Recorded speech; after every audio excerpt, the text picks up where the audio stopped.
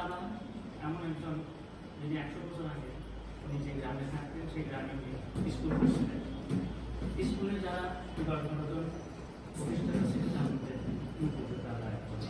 এবং ওই স্কুলে যে নামকরণ হয় সেই স্কুলের নামকরণটা ওনার নিজের দেয়া।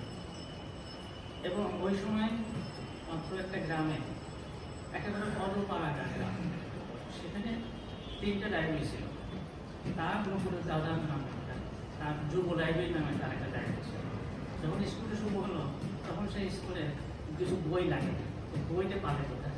তখন নুপুরের দাদা ওই লাইনের 3 ভাগের 1 ভাগ বই দেয়। আরও 3জনের লাইব্রেরি ছিল, 2জন হিন্দু 1জন মুসলমান। মুসলমান নুপুরের দাদা আর হিন্দু আর 2জন, এই 3জনের 5000 বই ছিল।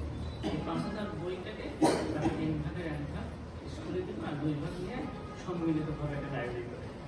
তাহলে নুপুরের এই জিনিসটা আসলো এই লেখাপড়ার বিষয়টা আসলো থেকে একটু দিন বোঝা যায় না। তারপরে নুপুরের ভাই সারোয়ার আহমেদ বাচ্চু সে একটা স্কুল করছে এখানে স্কুল করে তারপরে আর কিছু করেন বাচ্চাদেরকে ধরছে যে ইয়েটা কোথায়, মানে ডেপটা কোথায়, রূপটা কোথায়, সেও বাচ্চাদের জন্য একটা স্কুল করছে।